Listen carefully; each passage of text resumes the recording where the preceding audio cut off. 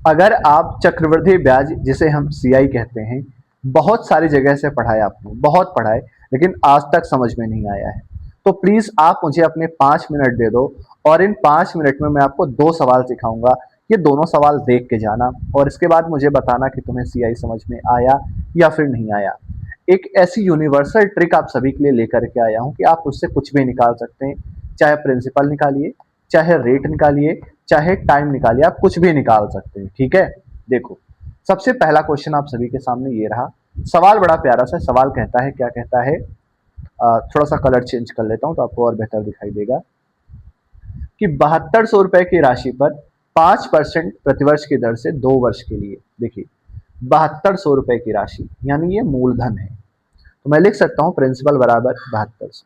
ठीक है, दर कितनी है 5%, यानी रेट बराबर 5%, और समय कितना है 2 साल का। बहुत ध्यान से देखिएगा, अगर मैं आपसे कहूं कि दर का भिन्न मान क्या होगा, भिन्नात्मक मान, तो आप 5 लिखो और 5 के बटा में 100 लिख दो, यानी 5 × 5, 5 × 10 जीरो।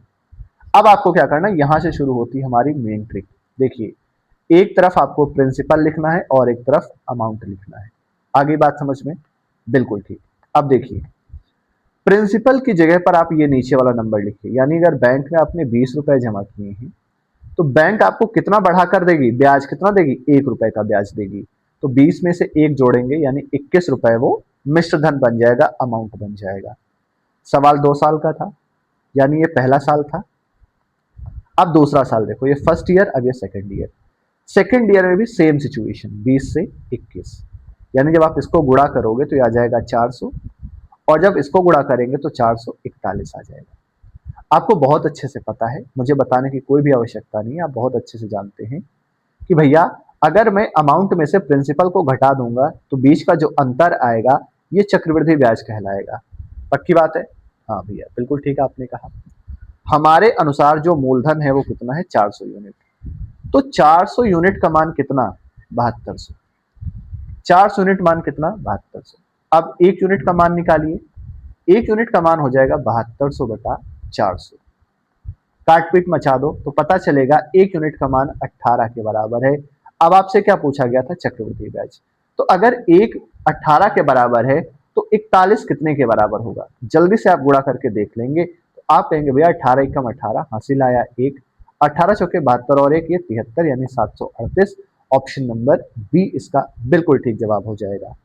आप ध्यान से देखो, अगर इस 18 का गुणा मैं यहां पे करा देता तो मुझे मिश्रधन पता चल जाता, अगर इस 18 का गुणा मैं यहां पे करा देता तो प्रिंसिपल की वैल्यू दोबारा आ जाती। ठीक है, तो इसी तरीके से आप चक्रवृद्धि ब्याज, मूलधन, मिश्रधन कुछ भी निकाल सकते हो। एक सवाल और देखो, बहुत प्यारा सवाल है। सवाल क्या है, देख लिया आपने? नहीं देखा? देखिए, कह रहा कि वह कौन सी राशि है, यानी प्रिंसिपल पूछना चाहता है, वह कौन सी राशि है जिस पर 5% प्रतिवर्ष की दर से 2 वर्ष का चक्रवृद्धि ब्याज 164 रुपए है। यानी प्रिंसिपल मुझे निकालना है, रेट कितना है 5% का, और समय कितना दे रखा है, 2 साल का हमको समय दे रखा है।